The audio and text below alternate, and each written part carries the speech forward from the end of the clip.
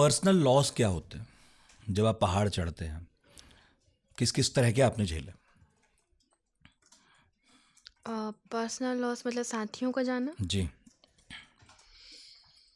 मेरे साथ एडवांस जब मैंने कोर्स किया था तब रवि ठाकुर नाम के एक भैया थे हमारे, उन्होंने वो कहता था, उनको टाटा स्टील और इन लोगों ने स्पॉन्सर किया था, रिलायंस और इन सब ने।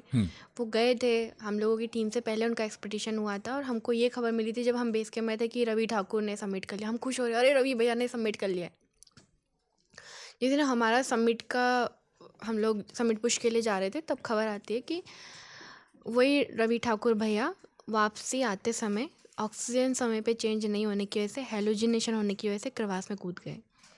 तो कई बार ऐसा होता है कि आपको इमेजिन होता है कि वो व्यक्ति 1 महीने आपके साथ कोर्स में रहा है, उस साथी को भी आपने सेम सपने के समय खो दिया, तो मन में कई सारी चीज़ें आती हैं। पर्सनल लॉस होता है कि मेरे पापा को पता नहीं था कि मैं एवरेस्ट पे गई थी, तो एवरेस्ट में मर जाते हैं। मैं उनको छोटा वाला फ़ोन दे के गई थी कि एवरेस्ट का वीडियो देखता रही जो पापा तब। उनने मुझे बोला, मैं तो उनको बोल के गई थी सरकारी नौकरी लग जाएगी, हमारे बस रोको मत। तो उन्हें बताया नहीं, छोरी यहाँ पे सब मर जाए। उनसे बात नहीं हुई, अंत में जाने से पहले उनसे बात हुई कि तू आ तो जाएगी ना।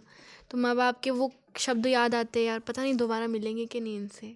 ये फील होता है आपको, कभी कभी आवाज़ सुनने को मिलेगी कि नहीं दोबारा।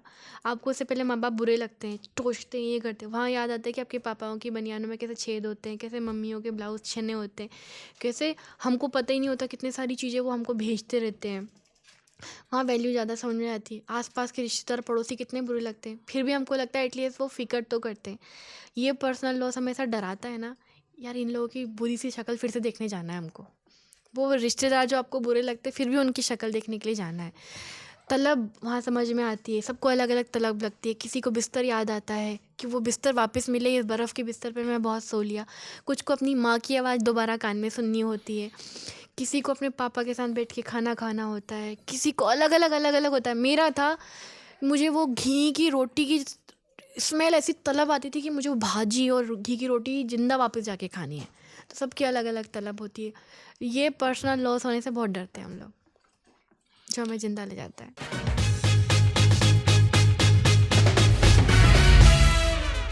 कमला हारिस रे हारिस बीचे कार्तिक में भइले बारिश। एलॉन मस्क के साथ डोनाल्ड ट्रंप खड़े हुए हैं और उनसे कहते हैं कि पूर्व उद्योगपति इसलिए कहा क्योंकि अब मंत्री बनने वाले हो। कितनी सीमा हो तुम, कितना लप्पू हूं मैं। गाड़ी में बैठे दो बंगाली